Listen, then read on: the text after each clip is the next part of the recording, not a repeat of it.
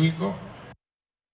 To the international scene, where some foreign policy analysts say the ruling issued last week by the International Court of Justice, the ICJ, that favored South Africa in a case that alleged Israel is committing acts of genocide against Palestinians in Gaza, has embarrassed the Middle Eastern nation and its Western trading partners, including the United States. Reuters' David Doyle filed this report with more details. This was South Africa's President Cyril Ramaphosa after the International Court of Justice ruled in favour of imposing emergency measures against Israel over its military operations in Gaza. Pretoria has called the ICJ's ruling a decisive victory for the international rule of law. But for South Africa, it may also be a win for its diplomatic standing.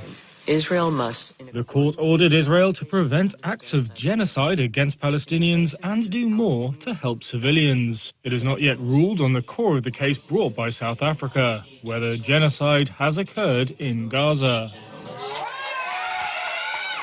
The ICJ has no way to enforce its decisions, but the case is nevertheless embarrassing for Israel and its allies in Brussels, London and Washington, D.C. South Africa's case, therefore, may have ruffled feathers amongst vital Western trading partners. But it's also boosted South Africa's reputation as a champion of the global South. And, according to analysts, the gamble is likely to pay off. That's in part because of renewed competition for Africa's mineral resources. China is wooing the continent with money, railways and tech transfers. Steve Friedman of South Africa's Centre for the Study of Democracy said, if you start punishing South Africa, then you're going to have to punish a lot of other African countries for supporting the Palestinians. If you do that, he said, then you might as well send Xi Jinping a letter saying, you've won. Underscoring that point, US Secretary of State Antony Blinken, who was in Angola on Thursday. Whether or not we have a disagreement, he said, of the ICJ case, one particular matter doesn't take away from the important work that we're doing together in so many other areas. Israel's military operation has laid waste to much of the densely populated enclave and killed more than 26,000 Palestinians in nearly 4 months, according to Gaza health authorities.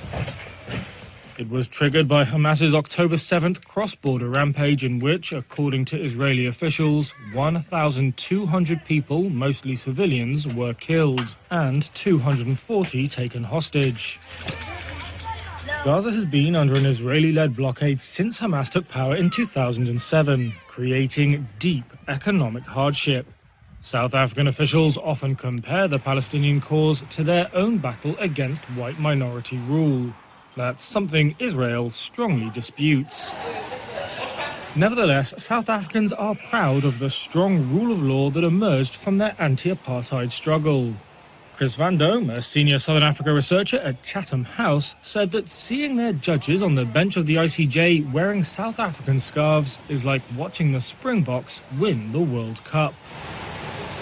It could take years for those judges to hear the full genocide case. But in the meantime, South Africa's projection of itself as a country not afraid to challenge the world order appears to have been boosted both at home and abroad.